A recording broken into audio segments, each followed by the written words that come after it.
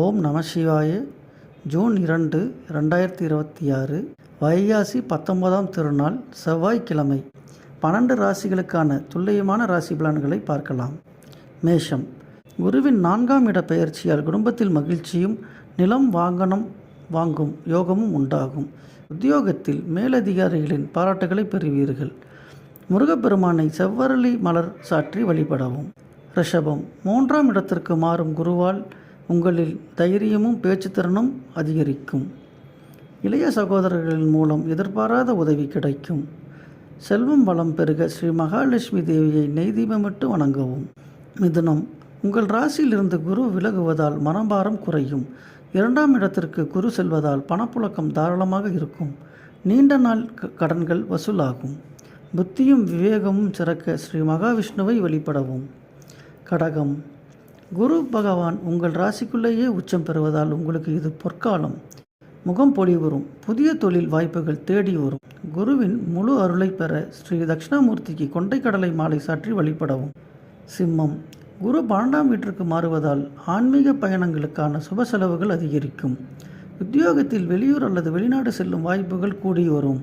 கண் திருஷ்டிகள் நீங்க சிவபெருமானை ஓம் நம சிவாய மந்திரம் கூறி வழிபடவும். கன்னி.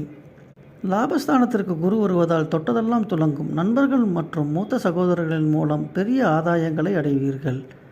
காரிய தடைகள் யாவும் நீங்க விநாயகப் பெருமானை அருகம்புல் சாற்றி வழிபடவும். துலாம். 10ஆம் இடத்திற்கு குரு மாறுவதால் தொழில் மற்றும் உத்தியோகத்தில் மிகப்பெரிய பதவி உயர்வு அல்லது புதிய பொறுப்புகள் உங்களை தேடி வரும். மன அமைதி மற்றும் தொழில் மேன்மைக்கு ஸ்ரீ ரங்கநாதரை வழிபடவும். விருச்சகம்.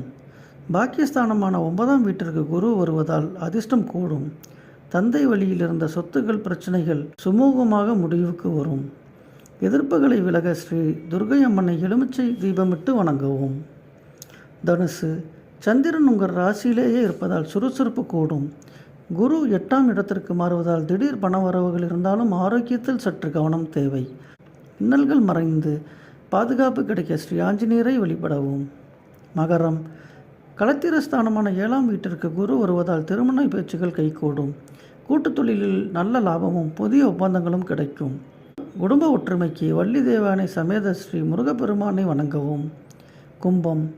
6ஆம் வீட்டிற்கு குரு பெயர்வதால் உங்களின் பழைய கடன்கள் அடைபடும். உத்தியோகத்தில் இருந்த போட்டி பொறாமைகள் மறைந்து நிம்மதி கிடைக்கும். சவால்களை முறியடிக்க காலபைரவர் செவ்வரளி பூக்களால் வெளிப்படவும். மீனம். பூர்வ புண்ணிய ஸ்தானத்திற்கு குரு வருவதால் புத்திர பாக்கியம் அமையும்.